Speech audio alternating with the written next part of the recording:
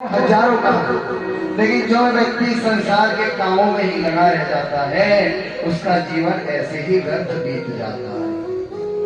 कैसे व्यर्थ होता है उसका जीवन, ध्यान देना, आपको पता चलेगा कि हमारा जीवन दिन प्रतिदिन कैसे व्यर्थ हो रहा है। निद्रिया ह्रियते नक्तम व्यवायेन च वावयः दिवाचाते हयाराज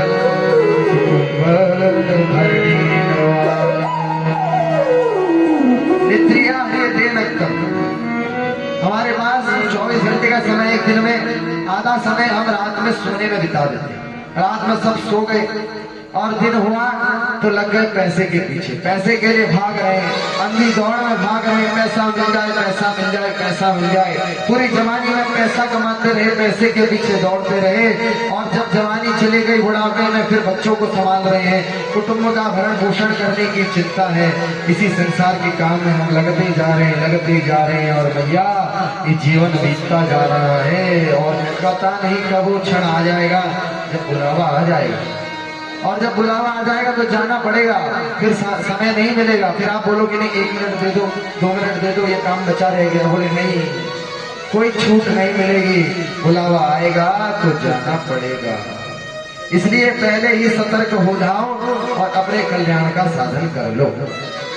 प्राणियों के लिए सबसे श्रेष्ठ काम है कि वो हर समय भगवान का ही, केवल भगवान का ही और केवल भगवान का ही चिंतन करते रहे, चिंतन करते रहे। इससे क्या होगा?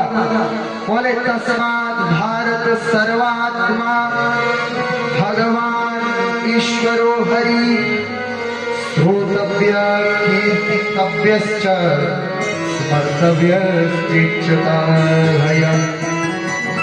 जो लोग अपना कल्याण चाहते हैं उनको तो यही करना है कि भगवान की कथा सुनो, भगवान का ही चिंतन करो, संसार के काम मत करो, ऐसा मैं नहीं कहता, लेकिन संसार के काम करते हुए भी गोविंद का स्मरण कर लोगे तो जीवन धन्य हो जाएगा।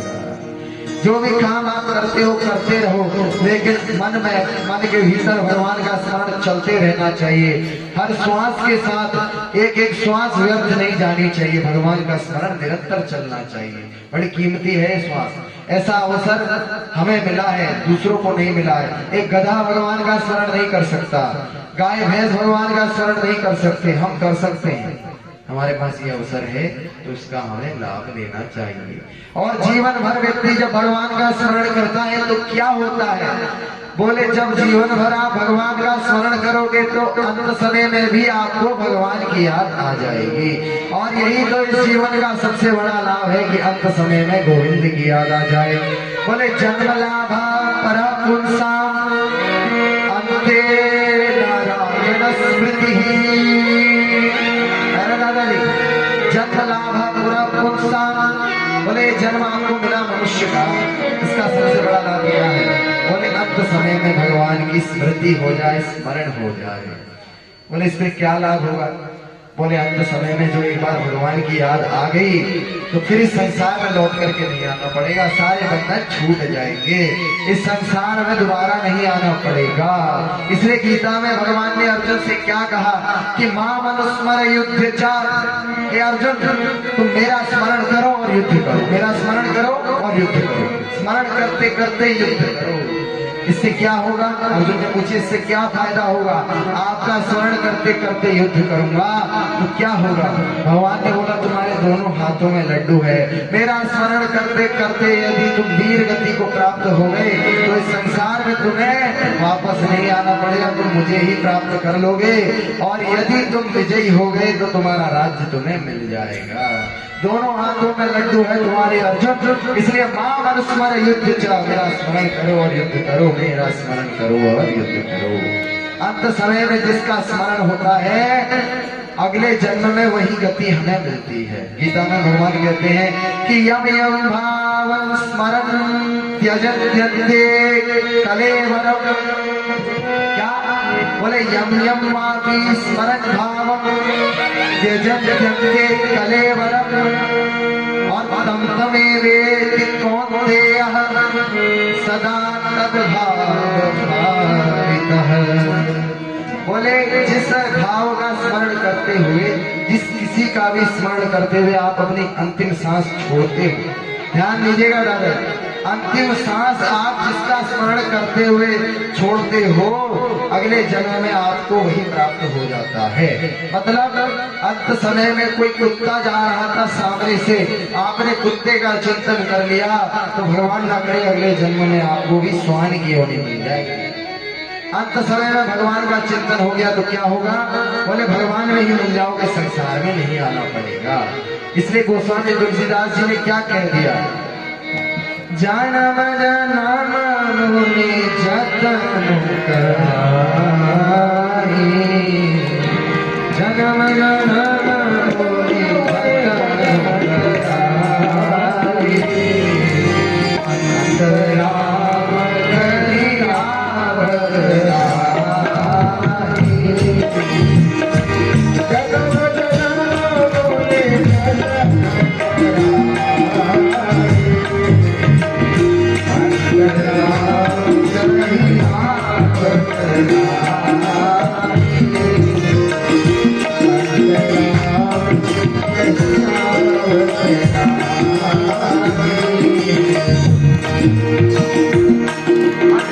मुनि जतन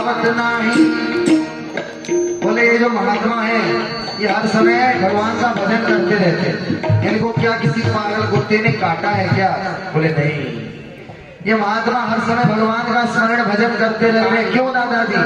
बोले जन्म जन्म मुनि जतन कराएं, इतना ये यत्न कर रहे हैं, ये पागल नहीं है भैया, इनको पता है। क्या पता है? बोले अंतराम कहीं आवत नाही, क्या?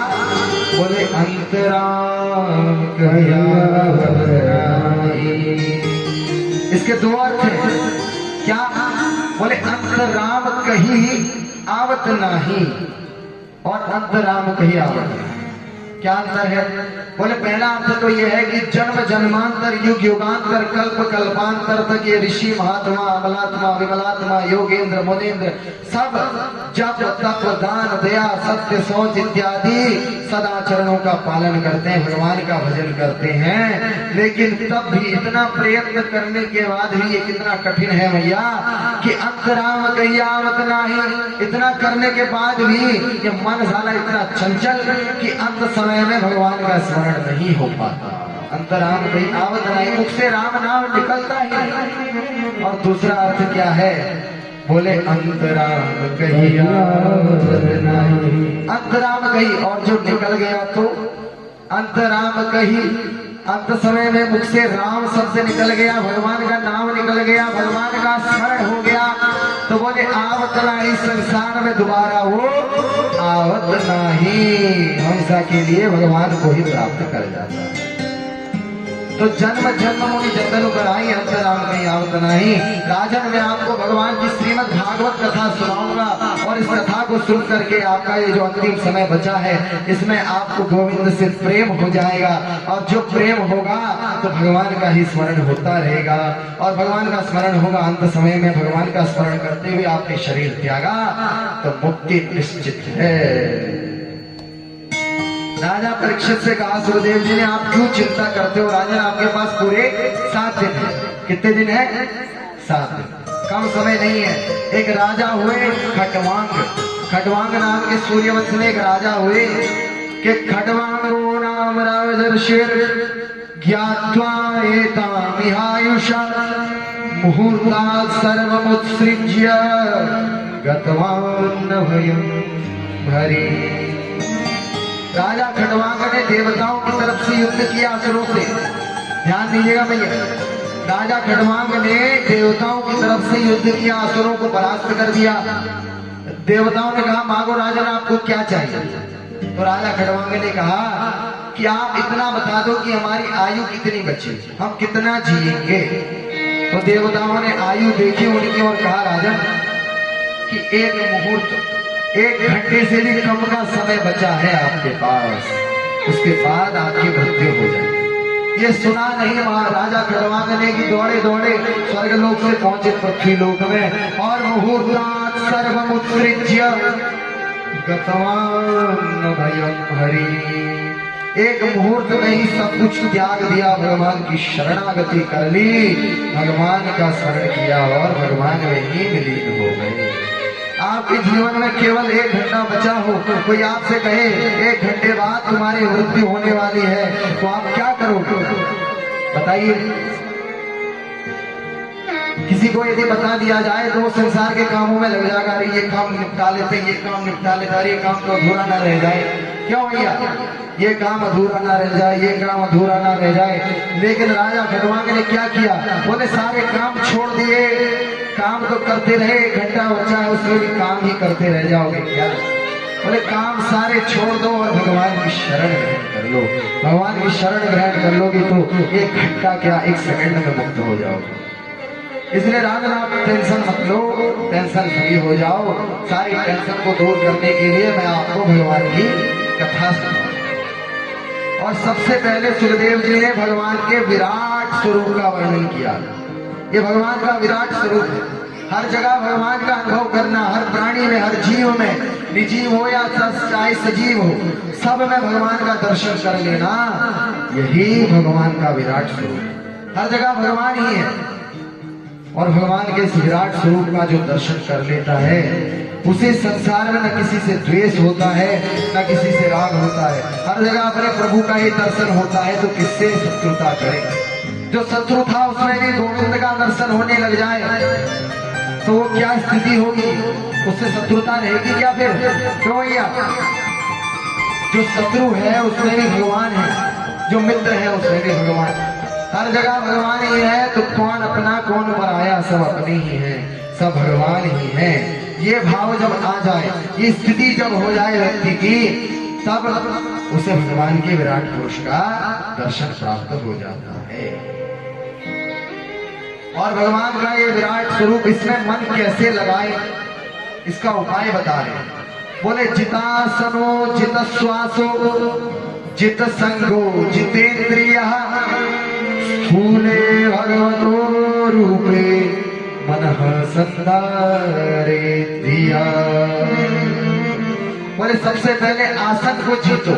जितासन मतलब एक जगह पर बैठने में धैर्य होना चाहिए। अब बताइए आप में से कितने लोग हैं जो एक स्थान पर 4-5 घंटा लगातार बैठ सकते हैं? कितने लोग हैं? जरा हाथ खड़े करके बताएं। कोई नहीं बैठ सकते हैं। जो बैठ सकते हैं बहुत अच्छी बात है, लेकिन प्रयास करना चाहिए। 3 घंटा 4 घंटा कथा में बैठ करके हमारा मन करता उठ के चले ऐसे। बोले जितासनो जित श्वासो, एक आसन पर काफी देर तक बैठने का अभ्यास होना चाहिए। ऐसा नहीं कि 5 मिनट भगवान का ध्यान लगाने बैठे और फिर भाग गए, ऐसा। जितासनो, आसन को जीत लो। उसके बाद जित श्वासो, प्राणायाम इत्यादि के द्वारा श्वास को जीतो। श्वास को जीतोगे धीरे धीरे इंद्रियां तुम्हारे वश में होने लगेंगी। श्वास को जीत जाओगे तो जितेंद्रिय, जितेंद्रिय हो गया। और एक बार इंद्रियों को जीत लिया, मन को जीत लो। मन को जीत लिया तो इस बुद्धि के द्वारा मन को भगवान में लगा दो, हर तरफ भगवान का दर्शन हो जाएगा। ये दुनिया पहले से ज्यादा सुंदर लगने लगेगी। और भक्त को जब भगवान के इस दिव्य रूप का दर्शन होता है तो इस संसार के जितने रंग हैं, ये संसार बड़ा रंग बिरंगी है नहीं, लेकिन इस रंग बिरंगे संसार में उसके सारे रंग उसे फीके लगते हैं। संसार के सारे रंग जब फीके लग जाने लगते हैं जब भगवान का दर्शन। पूज्य प्रेम नारायणाचार्य जी महाराज के ऐसे ही दिव्य प्रवचनों का आनंद लेते रहने के लिए चैनल को सब्सक्राइब करें। नई वीडियोस की नोटिफिकेशंस सर्वप्रथम प्राप्त करने के लिए बेल आइकन को दबाएं। डिस्क्रिप्शन में दिए गए लिंक्स के द्वारा पूज्य महाराज श्री को सभी सोशल मीडिया प्लेटफॉर्म्स पर फॉलो करें। पूज्य प्रेम नारायणाचार्य जी महाराज का ये दिव्य संकल्प है कि श्रीमद् भागवत कथा एवं श्रीमद् वाल्मीकि रामायण कथा के माध्यम से शास्त्रों का ज्ञान जन जन तक पहुंचाया जाए। महाराज श्री के इस दिव्य संकल्प में आप भी श्रीमद् भागवत कथा एवं वाल्मीकि रामायण कथा का आयोजन करा करके सहयोग कर सकते हैं। पूज्य महाराज श्री से श्रीमद् भागवत कथा एवं श्रीमद् वाल्मीकि रामायण कथा करवाने हेतु दिए गए नंबरों पर संपर्क करें।